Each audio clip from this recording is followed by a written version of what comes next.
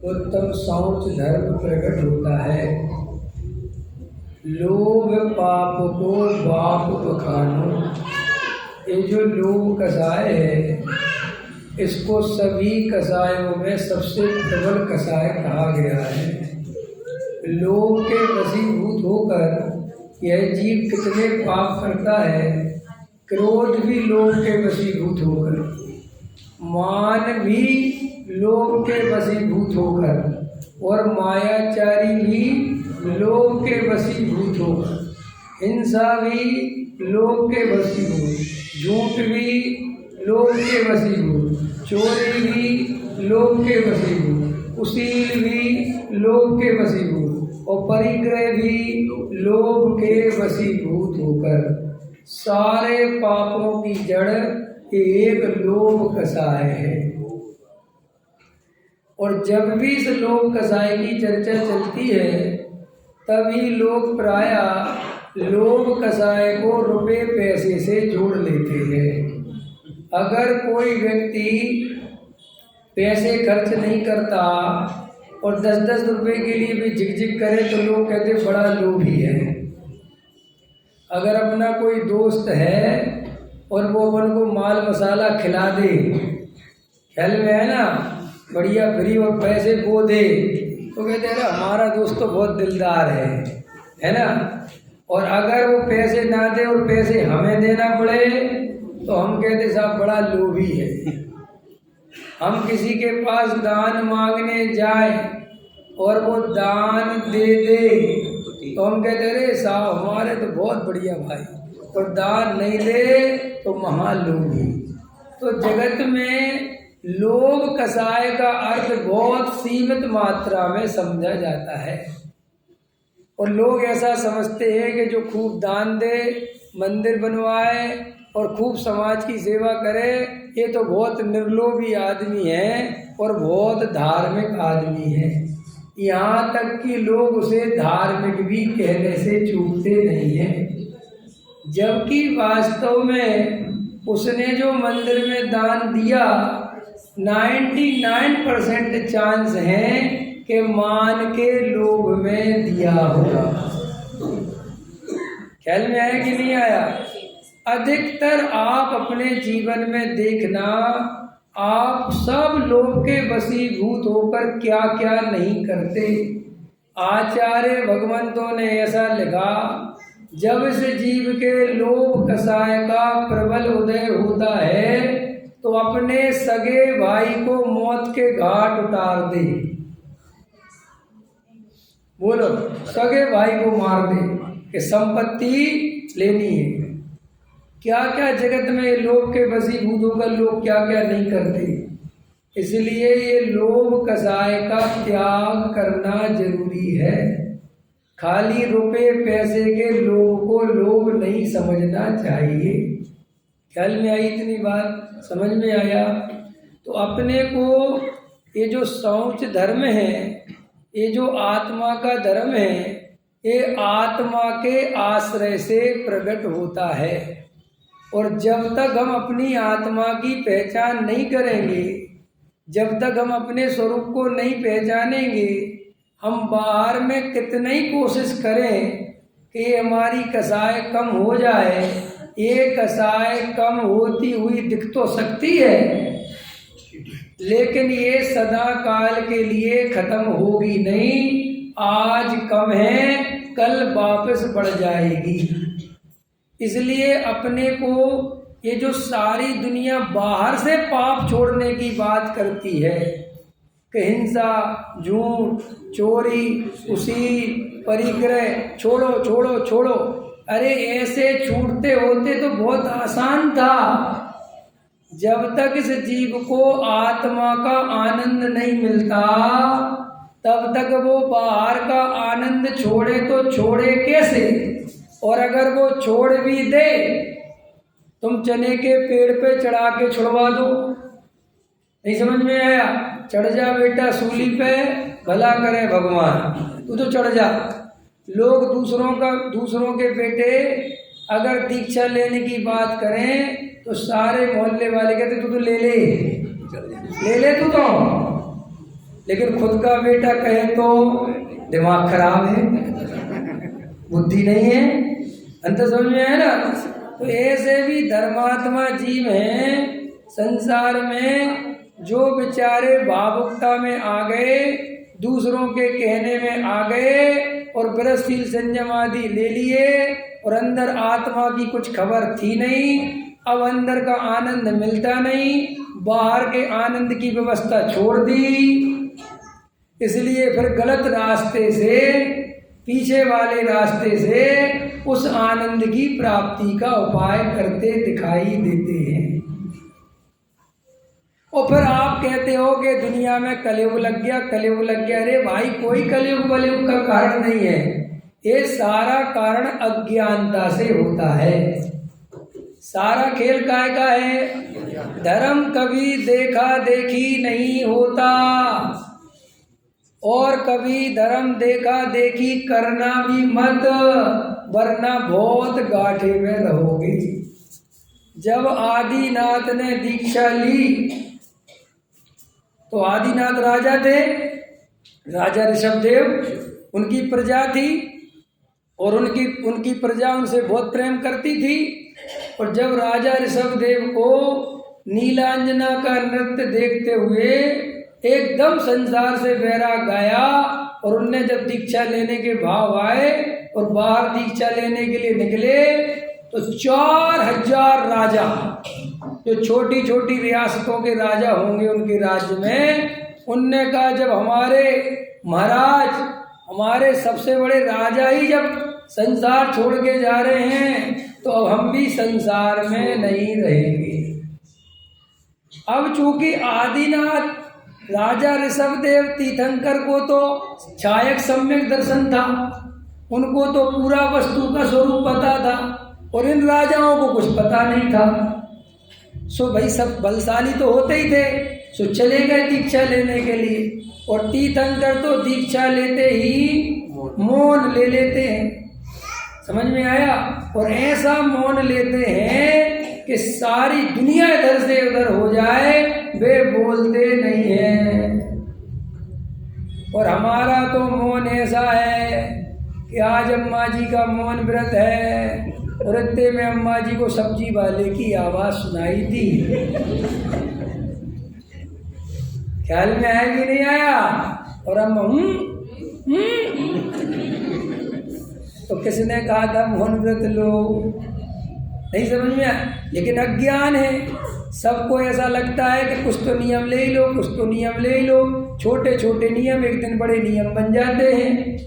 अरे भाई, छोटे छोटे नियम बड़े नियम तो बन जाते हैं, लेकिन तुम्हें नियम की गरिमा नहीं, नियम का स्वरूप पता नहीं, आत्मा के स्वरूप की खबर नहीं, तो वे छोटे छोटे नियम बड़े नियम बनेंगे कैसे? उनसे काम कैसे होगा? अब वो राजा ऋषभदेव मौन व्रत ले लिया, 4000 राजा दीक्षित हो गए, तो ये तो शांत होकर ध्यान मग्न हो गए। अब उन राजाओं को समझ में नहीं है कि करना क्या है। अबे थोड़ी देर वे भी बैठ जाएं आंख बंद करके, लेकिन ऐसे से देखते रहते होंगे कि अब आदिनाथ तो कुछ कर ही नहीं रहे, तो बैठे शांति से। अब भाई एक दूसरे में क्या करे, भूख लगने लगी, समझ में आया? अब किसी को समय ये भी नहीं पता था कि क्या आहार क्या विधि, नहीं समझ में आया है। तो आदिनाथ को जब दीक्षा ले रहे थे, तो इसके पहले सब समझा के जाना था कि नहीं? सोचो, इसके पीछे बहुत बड़ा रहस्य है कि आदिनाथ ने क्यों नहीं समझाया। बहुत बड़ा रहस्य। अभी जो मैं आपके सामने रहस्य से पर्दा उठाऊंगा, आपको इतनी बात समझ में आ जाएगी, आपकी इतनी बुद्धि सुलझेगी, इतना मजा आएगा आपको कि कहोगे वाह, ये रहस्य हमें पता ही नहीं था। सुनो, वे ही आदिनाथ जब राजा ऋषभदेव थे, तो उनके समय में भोग भूमि थी, और वो धीरे धीरे कर्म भूमि में चेंज हो गई उनके रहते रहते। तो जैसे ही कर्म भूमि में चेंज हुई, तो कल्प वृक्ष समाप्त हो गए। ये तो मैं समझता हूँ कि सबको इतना ज्ञान तो हो गई। और कल्प वृक्ष समाप्त हो गए तो भाई जो उस समय के लोग थे वो तो बिल्कुल सीधे थे। सीधे इसलिए थे कि बदमाशी की जरूरत थी नहीं समझ में आया। आदमी कल्प वृक्ष के सामने जाए और सीधे साथ जो मांगे वो मिल जाए तो बदमाशी करे क्यों? ये तो बेचारों को जानते ही नहीं, उन्हें क्या पता। अब भाई परेशान होने लगे, सब जगह कल्प वृक्ष खत्म हो गए तो आदिनाथ राजा ऋषभदेव के पास आए और राजा ऋषभदेव से कहा कि महाराज क्या करें?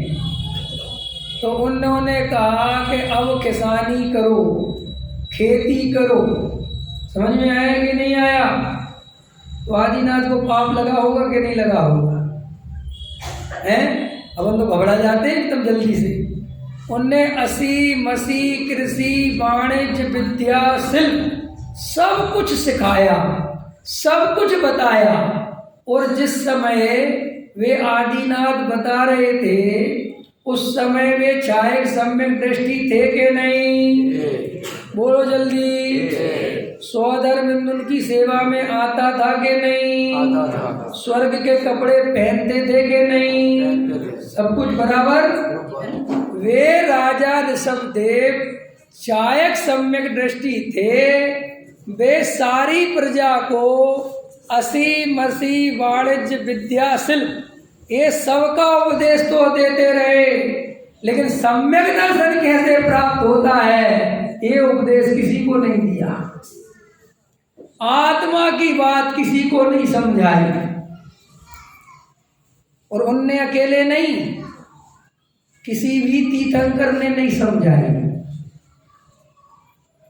सोचो, मन में प्रश्न सोचो, उनके प्रभावनांग का क्या होता होगा? सम्यक दृष्टि के 8 अंग होते हैं कि नहीं? उनके प्रभावनांग होगा कि नहीं? शंका तो नहीं था? अरे बोलो, अब तो घबराहट हो रही ना थोड़ी थोड़ी। डरो मत, सब सेट होएगा, सब सही है एकदम, कोई गलती नहीं है। गलती अपनी है कि अपन समझे नहीं आज तक। सुनो, तो ऐसा मन में प्रश्न आता है या आपके नहीं आता क्योंकि आप बेहोश हो। सेठी जी ये प्रश्न आया मेरे मन में और मैंने कहा डॉक्टर साहब से समझा इनके प्रभावनांग का क्या होगा। क्यों? तुम तो प्रभावना के नाम पे पता नहीं आफ्ते ही मचा रहे हो। और वे छायक सम्यक दृष्टि, और यहाँ तो सम्यक दर्शन का ठिकाना नहीं। और यहाँ भाई साहब के प्रभावनांग इतना बड़ा निकल आया और वे बिल्कुल शांत होके असी मसी कृषि वाणिज्य विद्या शिल्प का उपदेश दे रहे। अपने बेटों से कह रहे जाओ युद्ध लड़ना सीखो, तलवार चलाना सीखो। बेटियों से कह रहे तुम पढ़ाई लिखाई करो। सबको सब समझा रहे। और सुनो, सब कुछ हो रहा, लेकिन ना तो किसी को मुनिराज का स्वरूप बता रहे, ना तो आहार की विधि समझा रहे। जब ये भी तो वे जानते थे कि कुछ जानते ही नहीं समझ में आया। ना किसी को भगवान आत्मा समझा रहे। तो आप मन में सोचो, प्रश्न करो कि क्यों नहीं समझाया? तो लोग कहते हैं उनको राग नहीं आया। कमाल का राग है, शुभ भाव वाला राग नहीं आया, धर्म समझाने वाला राग नहीं आया, और दुनिया चलाने वाला, घर गृहस्थी चलाने वाला राग आया। अगर ऐसा सही बताओ, हम करें तो क्या करोगे तुम? हम में से कोई भी करे तुरंत पापी कहोगे कि नहीं कहोगे? फिर तुम्हारे दिमाग में बहुत अच्छा भर दिया कि वे तीर्थंकर हैं, वे विशेष जीव हैं और हम सामान्य जीव हैं। ऐसा जिनवाणी में कहीं कोई अंतर जिनागम में नहीं लिखा है। जैन धर्म में VIP कोटा है नहीं। तुमने अपने मन से भले ही VIP कोटा बना रखा है। जैन धर्म का तो पहला ही सिद्धांत है कि सभी आत्माएं एक जैसी, एक समान हैं। कोई आत्मा छोटी बड़ी, चाहे वो तीर्थंकर की आत्मा हो, चाहे वो चक्रवर्ती की आत्मा हो, चाहे अरहंत भगवान की आत्मा हो, चाहे सिद्ध भगवान की हो, और चाहे निगोदिया की हो। समझ में आया कि नहीं आया? जो निगोद में सोही मुझे में, जो निगोद में सोही मुझे में, वो ही मोक्ष मजार। भेद निश्चय भेद कछु भी नाही, भेद गिनत संसार। हमको कछु भय नारे, देख लियो संसार। क्या कह रहे हैं कविवर? कह रहे क्या तुम लोग ये पर्याय दृष्टि से परेशान होते रहते हो कि स्त्री पुरुष, बड़ा आदमी छोटा आदमी, तीर्थंकर, भेद कुछ नहीं, ये सब पर्याय दृष्टि से भेद हैं। अंदर तो सब के सब बने बनाए भगवान परमात्मा सिद्ध हैं, कोई भेद है ही नहीं। और ये भेद जो बाहर से दिखता है, इसी का नाम संसार है, और इसी भेद में उलझे लेने का नाम मिथ्या दर्शन है। समझ में आया? तो आदिनाथ कोई वीआईपी की बात नहीं है। ये ऐसा स्वरूप क्यों है? सुनो भाई, आदिनाथ राजा ऋषभदेव ये बहुत अच्छे से जानते हैं, और वास्तविकता यही है। और ये पंचम काल की महादुर्गति समझना, क्या करें, यहाँ होनहारी ऐसी है। वे आदिनाथ राजा ऋषभदेव जानते हैं कि अगर हम इनको धर्म का स्वरूप समझाएंगे और ये समझाएंगे कि संसार में कहीं कोई सुख नहीं है, हम इनको समझाएंगे कि आत्मा परम त्रिकाली ध्रुव है और इसको छोड़ो, संसार में कुछ नहीं रखा, तो ये सब के सब खड़े होके एक मत कहेंगे तुम क्या कर रहे हो। समझ में आया? क्या कहेंगे कि जब आपको इतनी नॉलेज है, सब आपको पता है, तो आप ये शादी विवाह घर गृहस्थी में कर क्या रहे? अरे हम तो बेचारे भोले जी, अज्ञानी जी, हमें तो कुछ पता नहीं, आप क्या कर? इसका जवाब क्या देंगे? वो इसका जवाब ये नहीं देंगे कि मेरे चारित्र मोह का उदय है। और ये जवाब किसी को पसंद नहीं है, तो मैं भी नहीं है। तो वे सामने वाला तुरंत कहेगा जब आप जैसों का चारित्र मोह का है तो हमारा दर्शन मोह का है, तो दिक्कत क्या है? नहीं समझ में आया? तो वो ये हमारे वास्तविकता स्वरूप है कि ये चौथे गुण स्थान में उपदेश का अधिकारी है नहीं, हम उपदेश देने के अधिकारी नहीं हैं। ये तो हमारी मजबूरी है कि हमें तुम्हें ये भगवान आत्मा, ये धर्म का स्वरूप समझाना पड़ रहा है, और आपको वो असर नहीं हो रहा है जो होना चाहिए। उसका कारण यही है कि हमारे मन में तुरंत प्रश्न आता है कि जब पंडित जी तुम्हें इतना पता है तो यहाँ कर क्या रहे हो?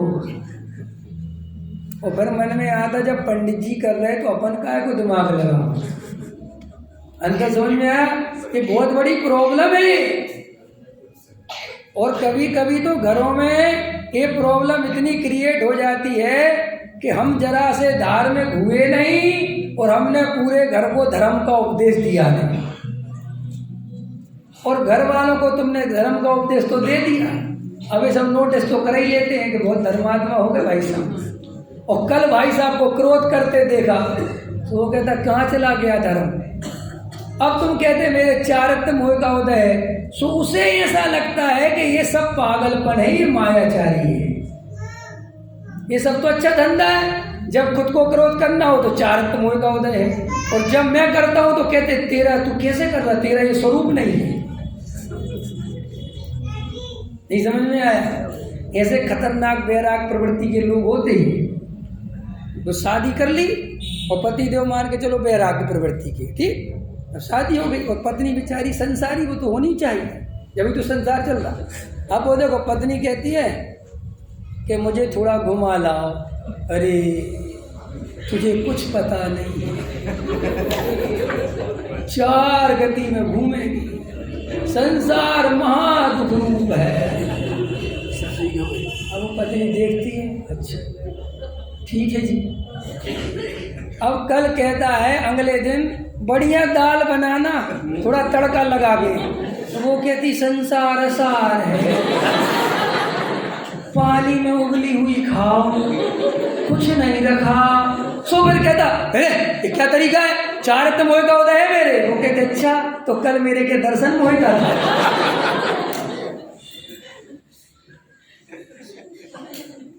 है। तुमने ये ड्रामा किया क्यों नाटक किया?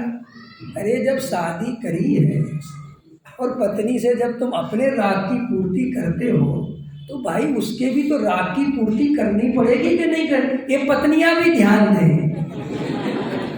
खाली पुरुष वाले नहीं समझ में आया कि नहीं आया? ऐसे मैंने अपने दिल्ली में बहुत बैरागी देखी और मैं उनके घर गया कभी गलती से भोजन करने तो समझ गया कि कागज तैयारी होने वाले हैं। तो फिर मैंने समझाया कि महाराज इसका नाम वैराग्य नहीं है, ये थोड़ा लिमिट में रहा करो, तुमसे भी ज़्यादा महापुरुष हो गए। ये समझ में आया? उनने ऐसे वैराग्य का कभी नाटक नहीं किया, वो किसी से कुछ नहीं कहते। नहीं समझ में आया? देखो राजा ऋषभदेव, नाभि राय और मरुदेवी के सुपुत्र जब उनकी उम्र हो गई, युवावस्था को प्राप्त हुए, तो माँ बाप को ऐसा विकल्प आया। सब जानते हैं चूंकि वो लोग, जब तीर्थंकर का जन्म होता है तो माँ को 16 स्वप्न, तो फिर वो पूरी कहानी अपन को पता है, तो वे सब जानते हैं कि जीव कैसा है। तो ऐसा उनको विकल्प आया मन में कि ये क्या शादी करेगा।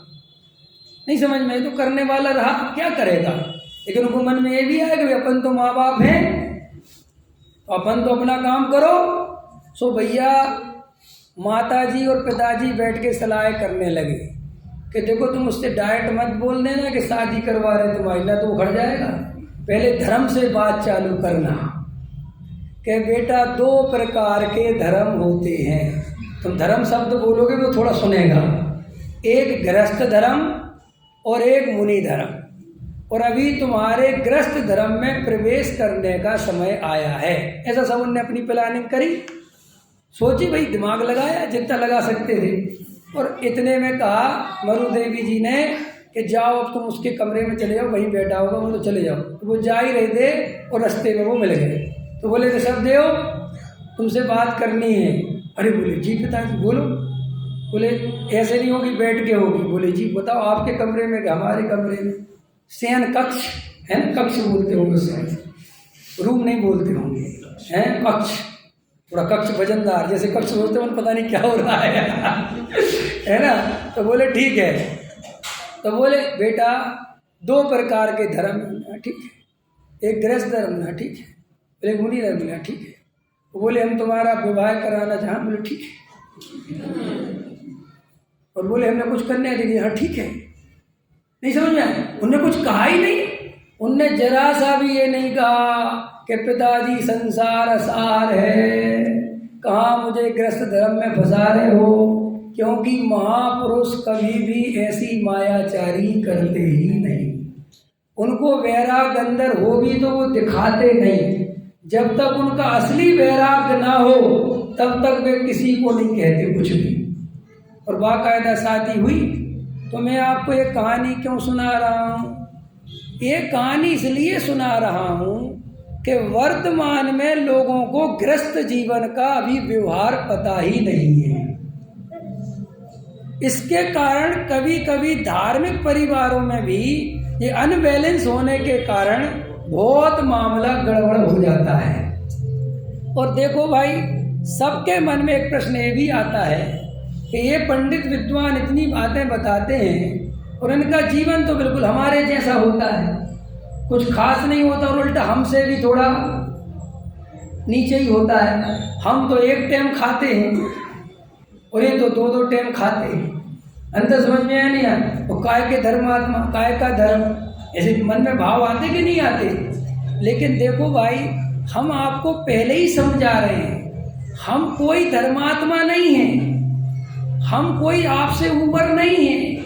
ये तो व्यवस्था है कि अब इतने सारे लोग हैं तो मुझे ऊपर बैठाना पड़ेगा ताकि मैं सबको दिखूं, क्योंकि मैं बोल रहा हूं। अगर आप कोई और भी बोलता तो आपको भी यहीं बैठाते। समझ में आया?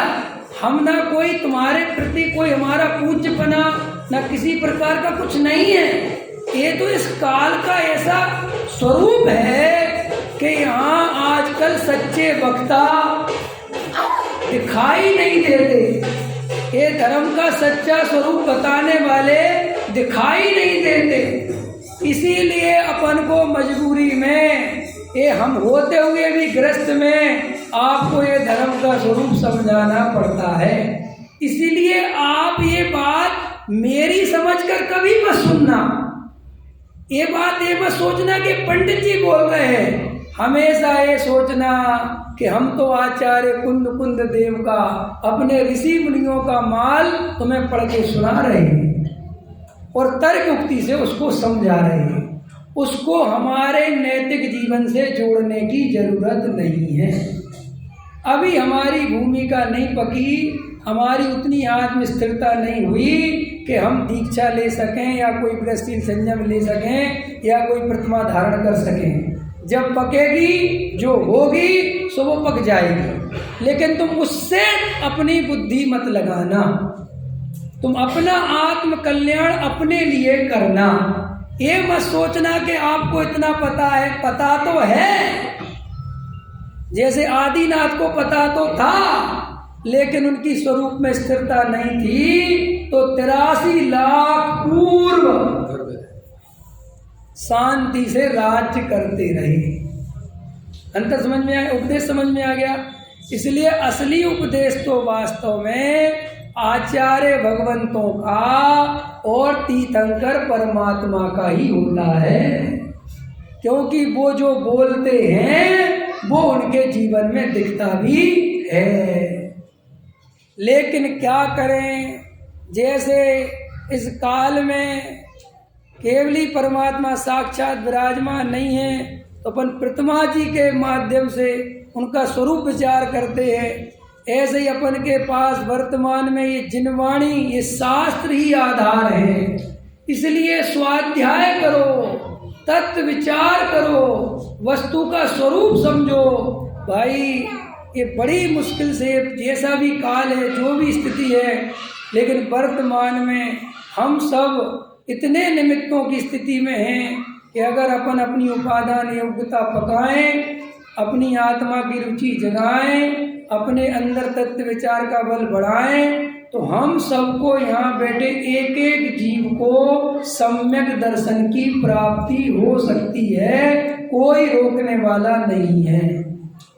समझ में आ गया सबको? ईमानदार रहना, डरना नहीं, सहजता अंदर धारण करना, धर्म के नाम पर मायाचार मत करना, झूठ मत बोलना, किसी को प्रदर्शन मत करना, किसी धर्मात्मा दिखने के चक्कर में मत रहना।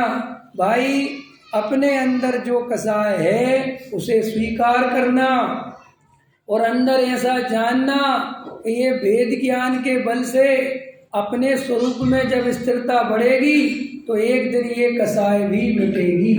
और जब तक नहीं मिट रही तब तक मुझे शांति से रहना है। आकुलता नहीं करनी, घबराना नहीं, ये क्या हो रहा है, ये क्या हो रहा है। उसके लिए भी ये तीर्थंकर आदि बताते हैं कि हम जब 83 लाख पूर्व शांति से घर में रह सकते हैं सम्यक दर्शन लेके, और तुम आज ही बनिया, आज ही शेर, तुम एक ही मिनट में बस आज समय सार सुना नहीं, आज सुना तत्व सुना नहीं, और घर में जाके बैराग गा गया। वैसे बात मत करो, सब दूर हो जाओ। क्या हुआ भैया, आज बस सब समझ में आ। क्या समझ में आ गया? कि संसार असार है। और सुबह उठ के कहेगा कि दुकान की चाबी खुली कि नहीं, दुकान खुली कि नहीं खुली, कि रात का बैराग कहाँ चला गया। तो जैन धर्म में बहुत व्यवस्थित क्रम बताया है, इसको आप समझो। जो भी आपके जीवन में नियम धर्म हैं आप उनको शांति से पालन करो, ज़्यादा किसी को दिखाओ मत। कर्म के उदय की बड़ी विचित्रता है। देखो भाई कर्मों की कैसी विचित्रता है।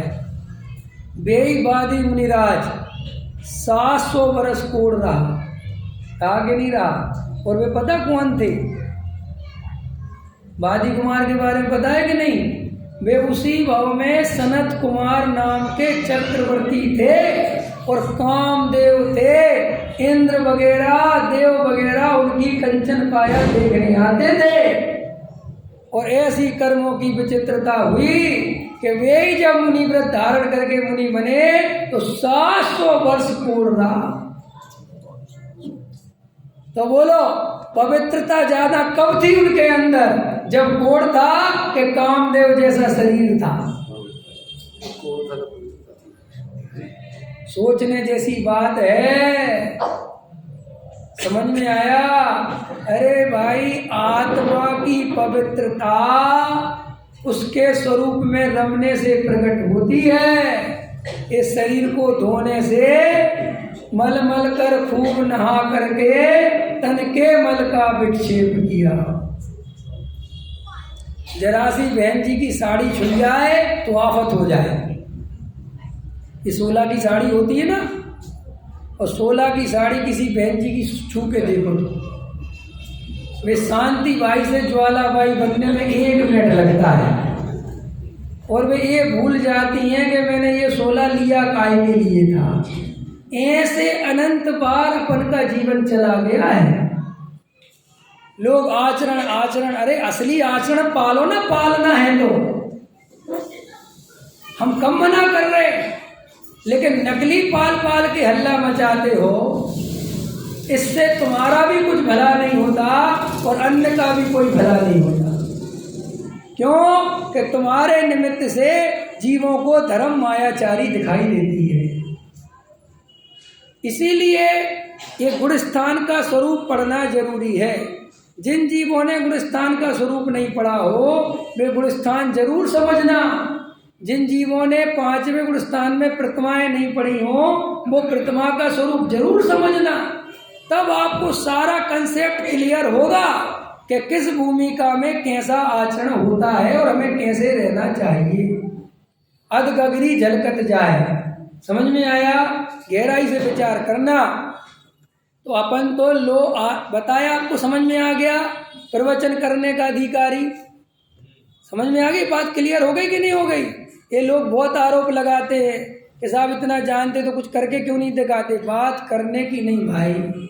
देखो, अज्ञानता में करवाना हो तो बताओ, ठगने के लिए करवाना हो तो बताओ। नहीं समझ में आया? अब मैं तुम्हारे यहाँ कितने दिन के लिए आया? कितने दिन के लिए आया? क्या परमानेंट आया? 10-12 दिन के लिए आया। हाँ, मैं जब तक के लिए आया। तो सही बात बताओ, मैं तुम्हें ठगना चाहूँ तो ठग सकता कि नहीं ठग सकता? ठग सकते हैं। एकदम चुपचाप रहने लगूं, सीधा जाऊं, कोई किसी से मिलूं नहीं, बात नहीं करो। तुम चलो पंडित जी की पद्धति बहुत गजब है भाई साहब, बहुत गंभीर। वो तो किसी से बात ही नहीं करते, अपने रास्ते जाते अपने रास्ते आते, और सब नजर भी नहीं उठाते। ये करना कोई कठिन है। और ऐसे कर करके तुम लोग किसी को भी धर्मात्मा मान लेते हो। अरे भाई, हम जैसे हैं वैसे हैं ना। हम क्यों तुम्हारे सामने प्रदर्शन करें? क्या रखा इस प्रदर्शन से? क्या मिलेगा? हम तुम्हारे सामने आज बहुत बड़े पंडित बन जाएं और बहुत बड़े एक ही टाइम खाएंगे और ये करेंगे और ऐसा लेंगे और ये नहीं करेंगे और तुम पता नहीं मेरे बारे में क्या क्या सोच लो, और वास्तव में मैं अंदर से ऐसा हूं नहीं। सोचो, इससे मेरी आत्मा ऊपर उठेगी कि नीचे गिरेगी? नीचे गिरेगी। अंदर समझ में आया? भाई, अपन असली धर्म का निषेध नहीं करते, सम्यक आचरण का निषेध नहीं करते। हम तो ये कहते हैं कि तुम्हारा आचरण ऐसा हो कि तुम्हारे अंदर आनंद की गंगा बहे, तुम्हें उसको पाल के इतना रोमांच हो, ऐसा लगे कि बिल्कुल वाह, और ना प्रदर्शन का भाव ना दिखाने का भाव, अपने आप। तो देखो, ये अपन को अच्छे से समझना कि तीर्थंकर आदि भी ये बात बहुत अच्छे से समझते हैं कि भाई अभी हम इनको क्या समझाएं, और अभी हम इनको समझाएंगे तो ये अभी समझेंगे नहीं, और ये समझेंगे कि सब ढोंग है। और सुनो, देखा देखी धर्म नहीं करना। अगर देखा देखी धर्म करोगे तो वो जैसे राजा ऋषभदेव ने जब दीक्षा ली और वे 4000 राजा दीक्षित हो गए और बाद में जब कुछ समझ में नहीं आया तो अपने हाथों से फल तोड़ तोड़ के खाने लगे। और जब भरत जी को ये बात पता चली तो तुरंत गए। तो भरत जी उस समय ग्रस्त थे कि नहीं? लोग कहते ग्रस्त ग्रस्त, अरे ग्रस्तों का कर्तव्य है कि अगर कोई सही चर्या नहीं पालता है, उस मार्ग को दूषित करता है, तो वो उसको जाके समझाए कि ये गलत है। अंतर समझ में आया तो तुरंत गए चक्रवर्ती और उन्होंने कहा ये नहीं चलेगा, अगर तुम पे नहीं हो रहा है तो चलो यहाँ से कपड़े पहनो शांति से, कोई दिक्कत की बात नहीं। समझ में आया? और भरत जी भी छायक सम्यक दृष्टि थे कि नहीं? भाई अपने यहाँ जबरदस्ती का धर्म नहीं है। हमारे यहाँ चढ़ जा बेटा सूली पे भला करे भगवान वाला धर्म नहीं है। अनुमोदना अनुमोदना अनुमोदना, ये मुफ्त का जो धर्म खरीदना चाहते हो ना, अनुमोदना माने भाई साहब समझ गए मुझे लग रहा, एकदम हंसे हो। अनुमोदना माने मुफ्त का धर्म के कर तू नहीं समझ में आया? ये आपको पता है मंदिर बनाने का क्या है? ये मंदिर बनाओ मंदिर बनाओ मंदिर बनाओ, तो ये लोगों को मंदिर और ये प्रतिमा आदि ऐसे कोई पैसा नहीं देता, लेकिन जो तुम प्रतिमा विराजमान करने का तो भाई साहब आदमी कहता तुम तो लिखो बस प्रतिमा मेरी तरफ से विराजमान। तो मैंने एक भाई से कहा कि यार ये प्रतिमा विराजमान करने के पीछे तुम इतने क्यों पड़े हो? बोले आपको पता नहीं। मैंने कहा ये बात तो ठीक है, इसी से पूछ रहा। बोले प्रतिमा विराजमान करना माने ऐसा इन्वेस्ट, क्या ऐसा इन्वेस्ट है कि जिंदगी भर तुम कहीं भी घूमो पुण्य तुम्हारे खाते में। जैसे म्यूचुअल फंड होता है ना, तुम तो लगा दो बस और भूल जाओ। ये लगवाने वाले भी क्या कहते बाबूजी पता है, तुम लगाओ फिर आगे पूछो कि क्या, भूल जाओ। अब ये भूल गए, 12 साल बाद मिलना, ठीक है। तो भाई एक मंदिर बनवा के प्रतिमा विराजमान करके लोग ऐसे लगे रहते हैं, चाहे मंदिर की जरूरत होए चाहे नहीं हो, प्रतिमा की जरूरत होए। आज इतनी स्थिति खराब हो रही है कि लो लो लो लो, मैं इसको बोलना नहीं चाहता, लेकिन अंदर में विचार करो कि अपन प्रतिमा के नाम पर कितने जल्दी पैसा देते हैं। क्यों? क्योंकि अंदर वही मान्यता पड़ी रहती है कि जितने लोग दर्शन करेंगे उसका 25%, और ऐसी मान्यता तक हो जाती है भाई साहब, मैंने देखी है। जो प्रतिमा ये देंगे ना भाई साहब, उसी की तरफ देखेंगे, बाकी के भगवान दिखाई नहीं देते।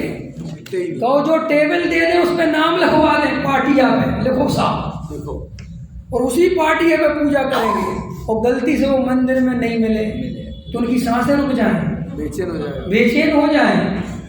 बोलो ये अपन ने धर्म का स्वरूप बना दिया कि नहीं बना दिया? आपको पता नहीं है जी, आप ये पार्टियों पे 3 पंखड़ी पे 3 भाइयों के नाम, इससे जो अजैन या कोई और आया, हमने कहा यार वास्तव में जैनियों जैसा दिमाग किसी के पास नहीं है। समझ गए? याद रखना, तुम्हारे इसी आचरण की वजह से लोग जैन धर्म से दूर भागते हैं। ये और दूसरी तुम्हें छुआछूत की बीमारी लग जाती है 1 सेकंड में। अरे भाई वस्तु का स्वरूप समझो। अभी एक प्रश्न आया अभी 2-3 दिन पहले कि कोई अजैन लड़की है और वो अपने जैन परिवार में आ गई, समझ में आया कि नहीं आया, तो भी लोग उससे ढंग का व्यवहार नहीं करते। अरे भाई मैंने कहा फिर बुद्धि खराब है। अरे हमारा कोई जैन धर्म स्वीकार कर ले और वो हमारे जैन धर्म के अनुसार उसका सदाचार हो, तो वो तो हमारे लिए जैन से भी बड़ा जैन है भाई। फिर तुम कैसे सब जीवों को भगवान देखते हो? कैसे देखोगे? तुम्हारे घर में जो नौकरानी आती है अगर वो तुम्हें नौकरानी दिखती है तो तुम्हारा धर्म सुनने का कोई फायदा नहीं है, तुम्हें वो आत्मा दिखना चाहिए। हमारी इतनी खतरनाक स्थिति है कि एक इंद्री में भगवान देख रहे और संगी पंच इंद्री में शैतान। नहीं है सब बहन जी? बिल्कुल सही। जैनी बड़े खतरनाक हैं। हाँ, कोई ये मत सोचने लगना कि यार ये जैनी है भी कि नहीं। नहीं समझ में आया? तुम्हारे इन्हीं आचरणों की वजह से कि तुम चींटी तो बचा रहे, पानी छान के पी रहे, और वो कह रहा सेठ जी 5% की जगह 2-3% ले लो, 5 लगेगा न, जमीन के कागज रख और रजिस्ट्री कर मेरे नाम। अब वो तुम्हारा पानी छानना कितना प्रभावित करेगा उसे?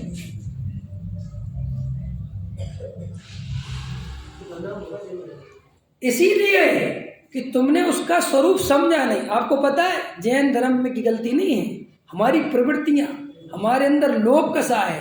हम इतने होशियार हैं, हम मंदिर में लाखों रुपए दान दे सकते हैं, लेकिन कोई हमारा साधर्मी मुसीबत में पड़ जाए और वो 10,000 मांगे और ये लग रहा हो कि यार इसका कोई भरोसा नहीं है, लग नहीं रहा, तो आदमी के मेरे पास नहीं है। एक बहुत समय पहले की बात, एक बहुत बड़े सेठ जी, नाम नहीं ले सकता मैं उनका, आज भी हैं बहुत बड़े, और मैं गया दिल्ली, तो मुझे व्यापार करना था, तो भाई मुझे थोड़े अंदर में था कि अपना आजीविका खुद बनानी है, चक्करों में नहीं पड़ना किसी के। तो मैंने उनसे कहा कि आप मुझे 1 लाख रुपया 1 साल के लिए दे दो। ख्याल में है कि नहीं है? और उनको 1 लाख रुपया 1 रुपये के बराबर है। तो मैं ये बता रहा हूं कि उनने मेरे से ये कहा कि अभी बहुत टाइटनेस चल रही है, और बाद में 5 दिन बाद पता चला कि उनने 51 लाख रुपए की गोली ली। कितने लाख की? 51। और मैं उनसे क्या कह रहा था कि मैं एक किसी के चक्करों में कोई संस्था की नौकरी भोकरी या समाज की नौकरी मुझे नहीं करना है, मुझे अपने उसमें आजीविका स्वतंत्र करनी है, आप थोड़ी सी हेल्प कर दो। कितनी बड़ी चीज़ है वो, कि अगर एक अपना शास्त्रीय विद्वान अगर ये अपनी दम पे खड़ा हो जाएगा तो ये कितना काम, नहीं समझ में आया, होगा तत्व का। इसमें किसी को रस नहीं है, क्योंकि इसको 1 लाख दे दूंगा तो दुनिया कौन सी देखने वाली है। अगर कोई भरी सभा में कहता इनको हेल्प चाहिए, देखो हमारे 1 लाख, नाम चाहिए, क्या चाहिए, हम पर्दे के पीछे किसी को 1 रुपया नहीं देते, इसलिए सारी दुनिया बदमाश है। उनने का पर्दे के सामने रखो इनको, सबको इकट्ठा करो, लगवाओ बोली, देव बड़े सो क्या है, देवे सो क्या कहते हैं, देवे सो भला, हाँ देवे सो पावे, बड़े सो बढ़ावे, घटे सो घटावे, ले जाएंगे दिल वाले बोलियां ले जाएंगे। और ऐसे सब ड्रामा तुम्हारे सामने, तुम देखे लिखो 1 लाख, लिखो 50,000, लिखो 30,000, और हम कह रहे गारंटी से 30,000 तुमने दिए नहीं है, तुम्हारी जेब से तुम्हें चने के पेड़ पे चढ़ा के निकलवाए गए हैं। वो भी एक प्रकार की डकैती है। समझ में आया? कुछ खबर नहीं है, अपन होश में नहीं है। बेचारा एक रिक्शा वाला बस भरी दोपहरी में तरतर हो रहा। तुम्हारे यहाँ तो साइकिल रिक्शे चलते नहीं, पैरों से खींचने वाले, दिल्ली में चलते हैं, और वहाँ पे बेचारा वो गरीब वो रिक्शा खींच रहा है, और इतनी मोटी अम्मा बैठी है, समझ, इतने मोटे सेठ जी बैठे हैं, और वो नीचे खींच खांच के बेचारा ले गया और कहता सेठ जी 30 रुपये, बा 20 रुपये में आता है, मारूंगा पकड़, और ऐसे धत्कारते। और यही सेठ जी अभी सुन के आए धर्म, ये है इनके कर्म, क्या समझे धर्म का मर्म, क्या समझे बोलो भाई। अपने जीवन को बदलना हो तो ईमानदारी से बदलो, दिखावटी मत बनो, कभी तुम्हें सच्चे धर्म की प्राप्ति नहीं होगी। कुछ नहीं होता, तुम क्या सुनते हो, क्या पढ़ते हो, सीधी सी बात है, जो सुनते हो जो पढ़ते हो उसे अंदर अप्लाई करते हो कि नहीं करते, फर्क इससे पड़ता है। वो आपके जीवन में परिवर्तन ला सकता है और कोई परिवर्तन लाने वाला नहीं है। अगर आपको अपना व्यवहार है तो ऐसा होना चाहिए, यही तो प्रभावना है कि रिक्शा भागा माला 30 रुपये मांगता है और तू कहता है बेटे तूने बहुत मेहनत करी, ले 40 रुपये जा खुश रहे। तो आपकी तरफ 2 बार देखेगा, विचारेगा और देखेगा कि सेठ जी मंदिर से आते हैं, कुछ भी कहो सेठ जी दयालु आदमी है। हो सकता है कि वो आपके इस परिणाम के निमित्त से अंदर ही अंदर सोचने लगे कि जैन धर्म बहुत अच्छा है, यदि लोग बहुत अच्छे होते। कभी कभी आपको पता नहीं है वो आचरण क्या चीज सिद्ध कर देता है। अभी बहुत समय पहले की घटना नहीं है, एक बिल्कुल अभी ताजी घटना है, 3, 4, 5 महीने पहले की। मैं सुना देता हूँ ताकि आपको समझ में आए कि कितनी छोटी छोटी चीज़ें कितनी आपको मायने रखती हैं। मैं अहमदाबाद से दिल्ली आ रहा था विद फैमिली और हमारे साथ ऐसा घटना घटी कि मैंने ध्यान ही नहीं दिया क्योंकि टिकट बहुत पहले करा ली थी और मैं एकदम जैसे ये टिकट का मुझे आज भी ध्यान नहीं रहता भाई साहब, इसलिए गलती हो रही है। तो मैं बता देता हूँ कहानी से, तो मैं लगता है ना कि तुमने ऐसी जो सुन लो। मैंने क्या हुआ कि टिकट कराई और वो टिकट थी वेटिंग में और वो कराई बहुत पहले, तो वो सोचा कि कन्फर्म हो जाएगी। तो फिर मैं बाद में भूल ही गया कि मेरी टिकट वेटिंग में है और हम तो अपना साहब निकल गए वहाँ से और अहमदाबाद पहुँच गए। और अहमदाबाद जब पहुँचने वाले थे तो 3 घंटे पहले वो मैसेज आता है कि आपकी टिकट का क्या हुआ। तो मेरे पास मैसेज आया, बोले आपकी टिकट कैंसिल। कोई कैंसिल, उस बात की कैंसिल। पूरे बाद में देखा वो तो वेटिंग देखा तो भैया गए, तो भैया कोई मतलब नहीं। तो फिर ऐसा विचार आया कि अपन आज नहीं चलते, मैं तत्काल में अपने कोई जानने पहचानने वाले अधिकारी उनको बोलता हूँ तो वो कल की कन्फर्म देंगे। तो उन्होंने कहा भाई साहब आप कल की जल्दी टिकट ले लो और मैं सब तरह से करवा दूंगा, आप चिंता मत करो। मैं ठीक है, बोले एक दिन अहमदाबाद में रुक जाओ। और हम रुक गए और अगले दिन का इंतजार करने लगे कि अगले दिन कन्फर्म हो जाएगी, क्योंकि टिकट में कन्फर्मेशन ये होता है कि वो होगी 3 घंटे पहले ही जो कुछ स्थिति बनेगी। फिर अगले दिन फिर वही 3 बजे और फिर वही मैसेज आ गया कैंसिल। फिर बोले साहब हमने बहुत शोर से लगाया लेकिन इतना रस है कि बात बन नहीं सकती। तो मेरी धर्मपत्नी बोली अपन इससे ज़्यादा यहाँ रह नहीं सकते, अब चलो जो होगा देखेंगे। हमने कहा चलो, समझ में आया। फिर जनरल की टिकट ली और चले गए स्लीपर में। इतनी भीड़ कि भाई साहब जनरल से भी बुरा हाल, समझ में आया। तो हमारा कुछ ऐसा उदय रहा कि हम जिस उसमें बैठे तब तक उसमें कोई पैसेंजर नहीं आया था। हम थोड़े पहले पहुंच गए क्योंकि हम तो बहुत बोरिंग हो रहे थे, तो हम वहाँ जाके बैठ गए। लेकिन मन में विकल्प आया कि भैया वो तो कोई ना कोई तो आएगा ही, इतनी भीड़ हो रही कोई ना कोई तो आएगा। और इतने में उसमें 4-5 मुसलमान चढ़े। समझ में आया कि नहीं आया? तो हम लोगों को तो और विकल्प हो गया। लेकिन भाई साहब मैं उनका आपको आचरण बताऊं, आप देख के दंग रह जाओगे। उन लोगों ने हमसे ना तो ये कहा कि जी हमारी सीट है और बिल्कुल वहीं बैठ गए चुपचाप। तो बाद में मैंने कहा भाई साहब आपकी सीट है? बोले हमारी और आपकी क्या होती है, आप बैठो। तुम बैठे। मैंने कहा जबकि वो 5-6 थे और उनकी 8 सीटें, 8 लोग थे और सीट उनकी कन्फर्म थी 6, माने 2 तो उनके ही पास कम थी। और बिल्कुल भाई साहब मेरे को अपन को तो ऐसा विकल्प आता ना कि अपन दूसरे, तो मैं और ऐसा सट के बैठ गया, भाई भी बैठ गई। तो वो कहने लगे भैया आप ऐसे मत करो, आप शांति से बैठो। और बच्चे भी बोले आप विकल्प नहीं करो, बैठ गए, बैठे रहे। रात होने को आ गई, समझ में आया। सोचो उसने सीट खोली, उसने मेरी पत्नी को कहा आप बहन जी इस पे सो जाओ।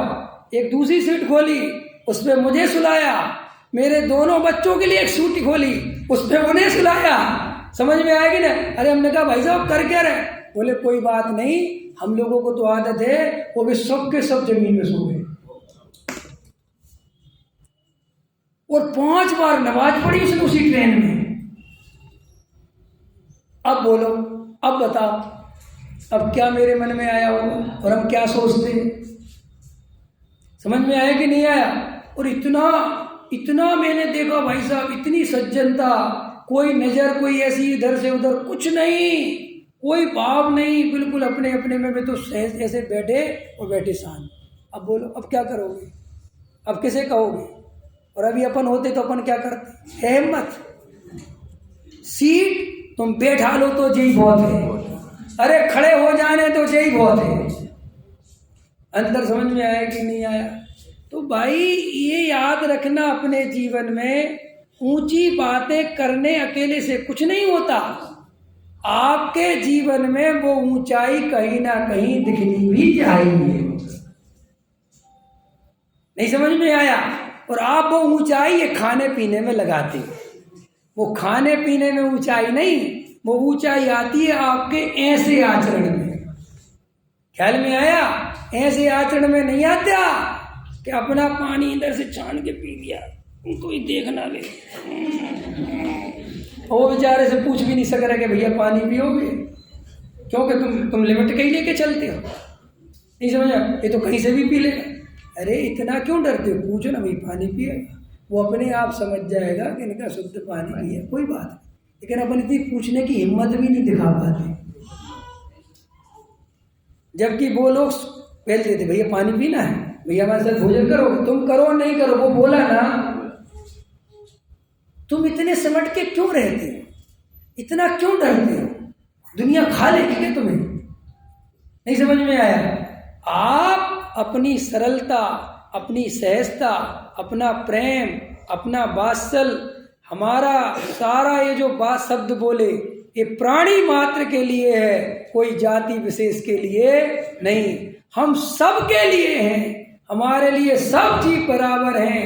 अरे भाई हमें ना जैनों से ना अजैनों से, हमें तो सिर्फ वीतरागी धर्म से लेना देना है। जो इस वीतरागी धर्म को स्वीकार करे वो सब हमारे भाई हैं, वे सब साधर्मी हैं, सबके प्रति प्रेम है। इसलिए ये भाव कभी मत रखा करो कि ये तो वहीं से आया है, ये तो यहाँ से आया है, नहीं। अगर वो अपने वीतरागी धर्म के प्रति प्रेम है तो हमारा प्रेम उसके प्रति पूरा का पूरा होना चाहिए। समझ में आई ये बात मैंने क्यों बोली? समझ में आया? मैं आपको ये बातें इसलिए बोल रहा हूँ कि आजकल इतनी नीरसता आती जा रही है लोगों में कि धर्म तो गहरा गहरा पड़ रहे और ऊपर से बिल्कुल नीरस, रस है ही नहीं, प्रेम है ही नहीं, प्रेम सूखा जा रहा है। और वे क्या सोच रहे कि धर्म इसी को कहते हैं कि जिसमें प्रेम सूख जाए। और भैया प्रेम सुखोने का नाम धर्म है, बिल्कुल ठीक, मैं खुद कह रहा हूँ, लेकिन प्रेम सब जगह से सूखना चाहिए। ये कैसा प्रेम सूख रहा है कि अपने बच्चों के लिए तो मरे जा रहे पागलों की तरह। नहीं समझ में आया? उनकी रात दिन चिंता कर रहे, और दूसरे की बात आ जाए एक तरफ दूसरी तरफ कक्कर धरना है ही नहीं। सब जीव स्वतंत्र है, तुम्हारी गरीबी तुम जानो, ये कर्म पूरा गजब गजब। अपने बच्चे में क्यों नहीं याद आता है? अपने घर परिवार में याद क्यों नहीं आता? अगर इतना श्रद्धान हो गया है तो अंदर समझ में आया? देखो भाई, ईमानदार बनो, सत्य के प्रति ईमानदार बनो। अगर आपके अंदर ये ईमानदारी नहीं होगी, मैं गारंटी दे रहा हूँ, दुनिया भर के लोग सम्यक दर्शन की पात्रता पे बोलते हैं, ऐसा मत खाओ, ये मत करो, वो मत करो। सम्यक दर्शन की असली पात्रता है कि तुम्हारे अंदर सरलता, सहजता और वात्सल्य होना चाहिए। फिर देखो तुम्हारा वेद ज्ञान नहीं हो तो बताना। अभी एक कहानी बाकी है, आत्मा को कैसे पहचाने। अभी वो कहानी तो आज हुई नहीं, अंतर समझ में आया? देखो भाई, आत्मा की पहचान खो गई है, समय हो गया क्या? हो जाएगी 2 चार। आत्मा की पहचान कैसे खो गई है, इस पे एक छोटी सी कहानी सुनाता हूँ, तो आपको उस कहानी के माध्यम से बहुत कुछ समझ में आ जाएगा। एक सेठ जी थे और एक सेठानी थी, और उनका एक बच्चा था 3 साल का।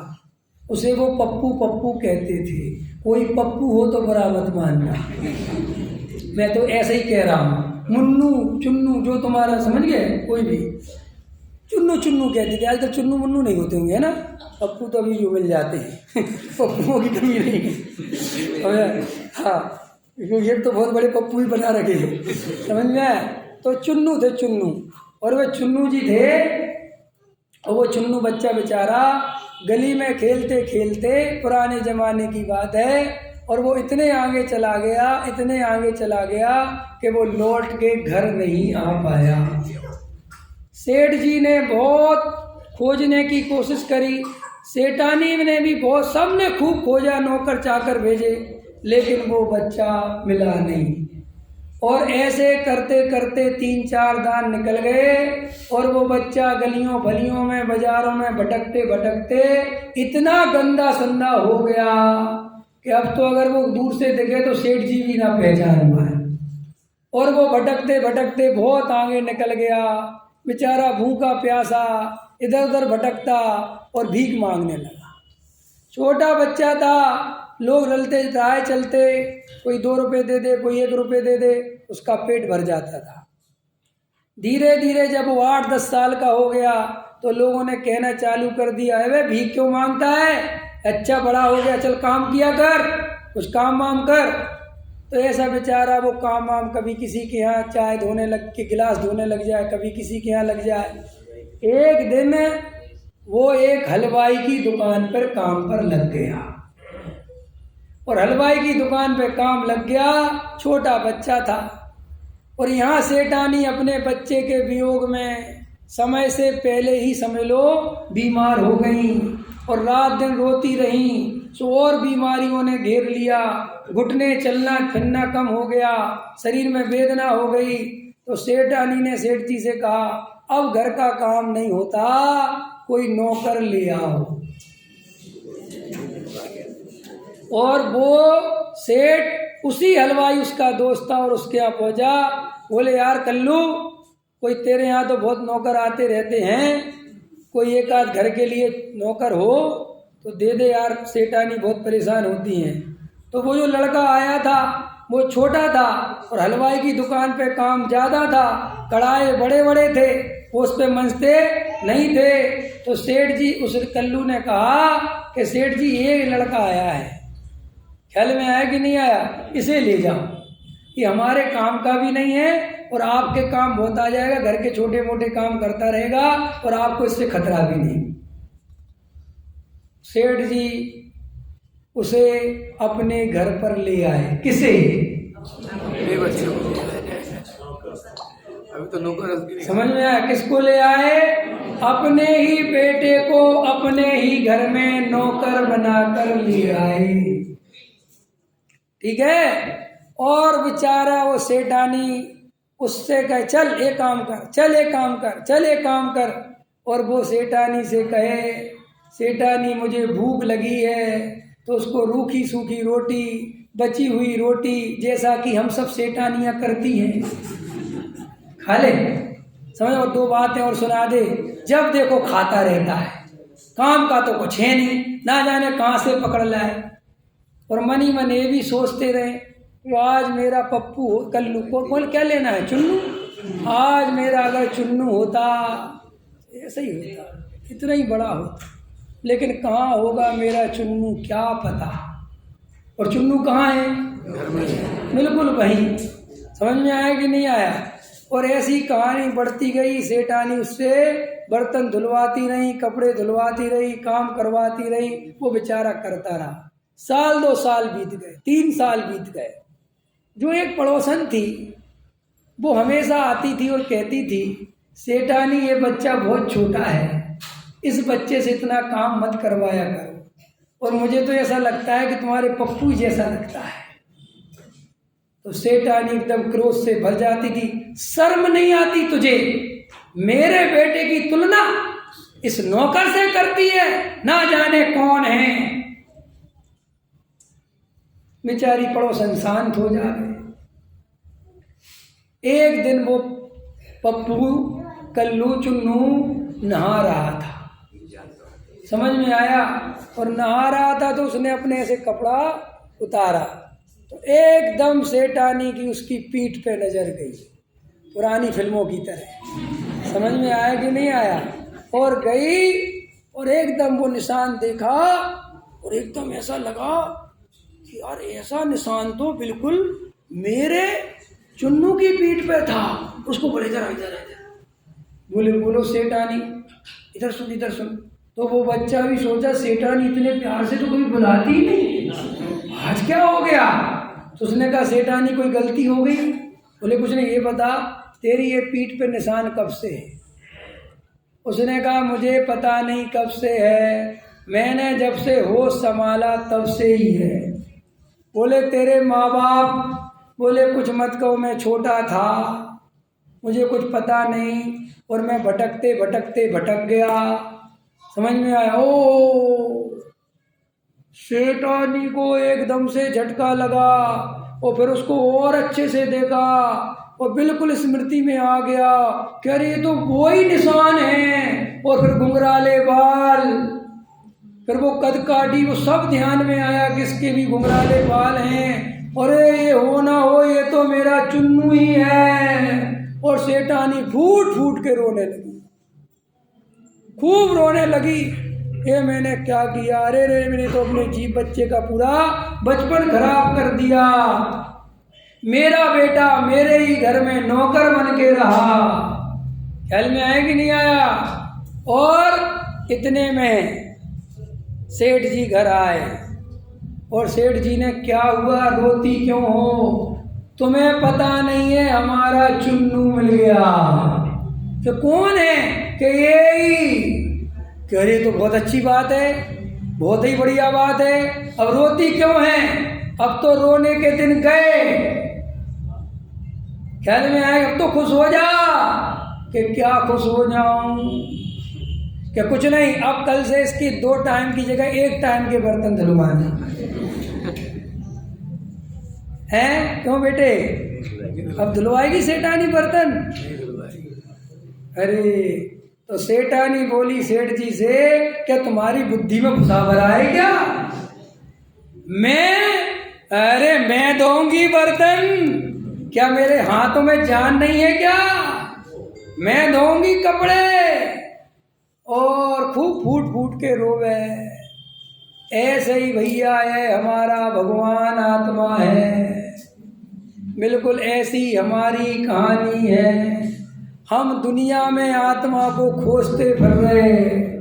कोई कहीं खोज रहा, कोई पहाड़ों में खोज रहा, कोई मंदिरों में खोज रहा, कोई शास्त्रों में खोज रहा, कोई गुरुओं के पास खोज रहा, कोई पंडितों के पास खोज रहा, कोई शिविरों में खोज रहा, कोई मस्जिदों में खोज रहा, कोई गुरुद्वारे में खोज रहा, कोई कहीं खोज रहा। और जबकि ये स्वयं आत्मा है, लेकिन ये कभी अपनी तरफ देखता ही। अरे जैसे वो सेठानी को अपने चुन्नू का लक्षण दिख गया था, ऐसे ही श्री गुरुओं ने कहा कि हम तुझे तेरी आत्मा का लक्षण बताए देते हैं और उस लक्षण से तू उस आत्मा की पहचान कर सकता है। कि वो लक्षण क्या है बता दूं?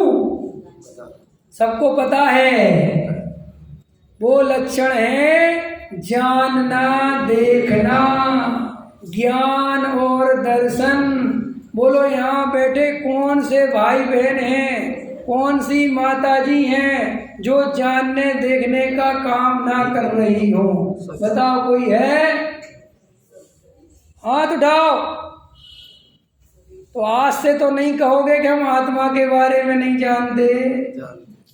बोलो जानते हो कि नहीं? अपनी आत्मा की पहचान मिल गई कि नहीं? सब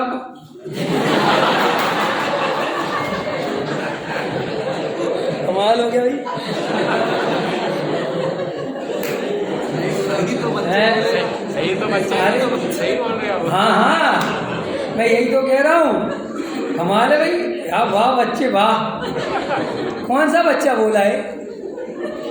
कहाँ खड़ा तो करो। हाँ बिल्कुल बेटा, बिल्कुल तेरी गलती नहीं है। तू ऐसा ही आता रहे, जिस दिन 8 साल का हो जाएगा उस दिन तुझे समझ में आ जाएगा। अभी यही वो 2 साल का समझ में आया कि नहीं आया? 2 साल में कहाँ से समझेगा?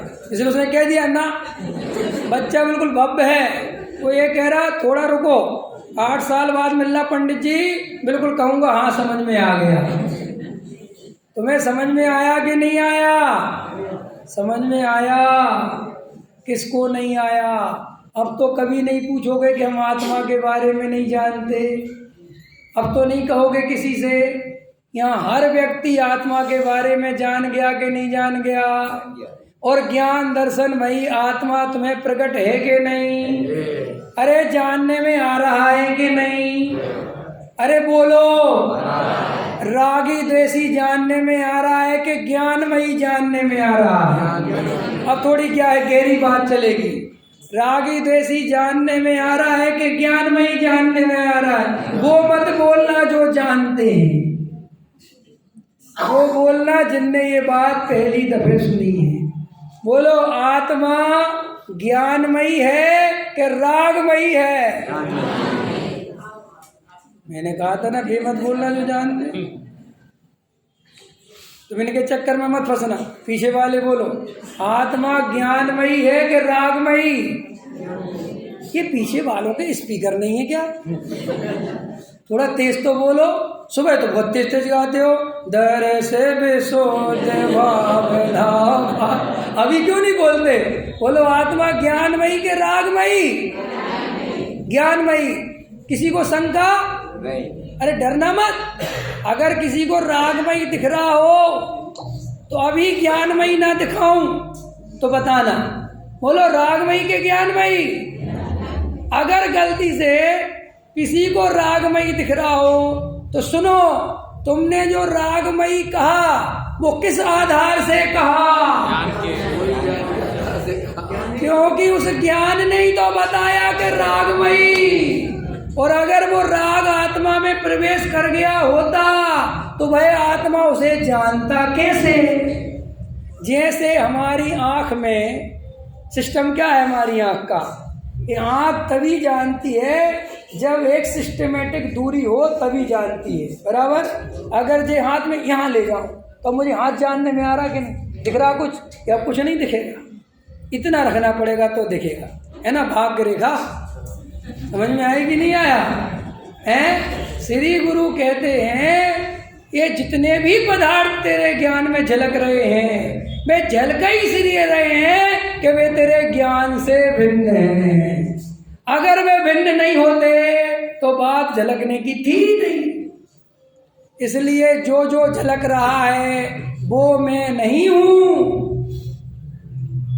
जो झलका रहा है वो मैं हूं। समझ में आया कि नहीं आया? भैया समझ में आया कि नहीं आया? भैया आपको कह रहा हूं, आया ना? कुछ नहीं आया हो तो पूछ लो ना प्लीज। आ गया? वाह। अब गाओ इसको। ज्ञान की प्रतिपल उठे तरंग, जागता उसमें आत्मा राम। अरे आकाश सभी रूपान सभी आज सुलभ हुआ कि नहीं? हो गया। आज सुलभ हुआ कि नहीं? ज्ञान ज्ञान में भाषा के नहीं? आज से तो नहीं कहोगे कि हमें समझ में नहीं आता, ज्ञान स्वाभावी आत्मा। समझ में आया? समझ में आया? और अभी भी समझ में नहीं आया हो तो गारंटी देता हूं 10 दिन में समझा के ही छोड़ूंगा। और अगर तुमने 11वें दिन कहा कि नहीं आया तो पहाड़िया जी कह रहे पंडित जी जाने नहीं दूंगा। नहीं समझ में आया कि नहीं आया? ये पीछे पड़े हैं, ये कह रहे उत्तम क्या करके क्षमा वाणी करके ही जाना है। नहीं सर, और हम सोच रहे क्षमा वाणी करके जाए, हमारे कागज तैयार ना हो जाए।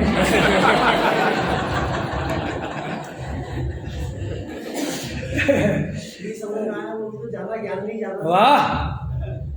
मुझे कुछ समझ में नहीं आ रहा है, ये तो समझ में आ रहा है। भाई साहब ये कह रहे हैं नहीं समझ में आया? मुझे कुछ समझ में नहीं आ रहा है, ये भी तो किसी ने समझा, क्योंकि इस दरवाजे ने नहीं कहा कि मुझे समझ में नहीं आ रहा है। ये आपने ही कहा कि मुझे समझ में नहीं आ रहा, इसलिए तुम्हारे अंदर कोई समझने वाला बैठा है जो ये कह रहा है कि अभी और समझा, समझ में नहीं आया। अरे भाई ये धर्म सरल है, कठिन नहीं है। ये अलग बात है अनादि काल से विपरीत अभ्यास होने के कारण नहीं समझ में आया। कभी अपन ने इस आत्मा की बात सुनी नहीं, कभी परिचय नहीं किया, इसलिए कठिन लग रहा है।